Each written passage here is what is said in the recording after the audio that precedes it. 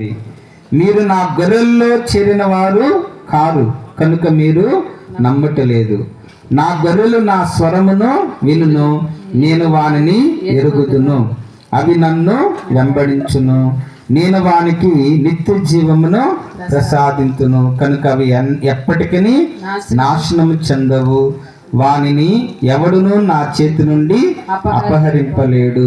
వానిని నాకిచ్చిన నా తండ్రి అందరికంటే గొప్పవాడు కనుక వానిని నా తండ్రి చేతి నుండి ఎవడును అపహరింపలేడు. నేను నా తండ్రియు ఏకమై ఉన్నాము అని చెప్పాను. దానికి వాళ్ళు రాళ్ళు పట్టుకున్నారు కొట్టడానికి. Praise the Lord, praise the Lord, praise the Lord. చూసారా, యేసు ప్రభు వారికి మంచి విషయాలు చెప్తూ ఉన్నాడు. నేను నా తండ్రి ఏకమై ఉన్నాము, మీరు నా గొర్రెలుగా ఉండండి, నేను మీకు మంచి కాపరిగా ఉన్నాను, మీరు నా స్వరాన్ని ఆలకించండి, నన్ను వెంబడించండి, మీకు నిత్య జీవాన్ని ప్రసాదిస్తాను, నేను మిమ్మల్ని కాపాడుకుంటాను, మిమ్మల్ని రక్షిస్తాను అని ప్రభువు చెప్తుంటే దానికి వారు ఇదిగో ఆయన మీద రాళ్ళు పట్టుకుని ఆయనను కొట్టడానికి ప్రయత్నం చేస్తూ ఉన్నారు.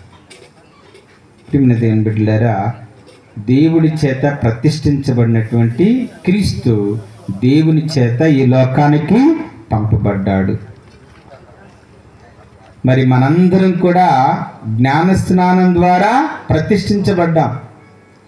మనం కూడా దేవునితో ఐక్యం అవ్వాలి, దేవునిలో మనం జీవించాలి, దేవుని యందు మనందరం కూడా జీవించాలి. అప్పుడు దేవుడు మన యందు ఉంటాడు, మనము దేవుని యందు ఉంటాం.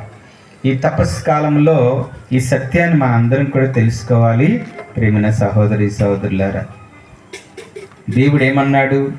మీరు నా మాట ఆలకించి పాటించండి, అప్పుడు మీరు నా శిష్యులు అవుతారు, నేను మీ యందు ఉంటాను, మీరు నా యందు ఉంటారు.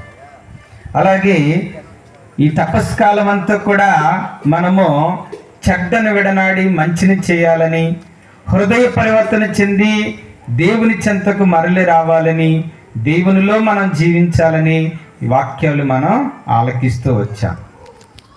కాబట్టి మన అందరం కూడా ఆత్మ పరిశీలన చేయాలి. ఎంతవరకు ఈ మన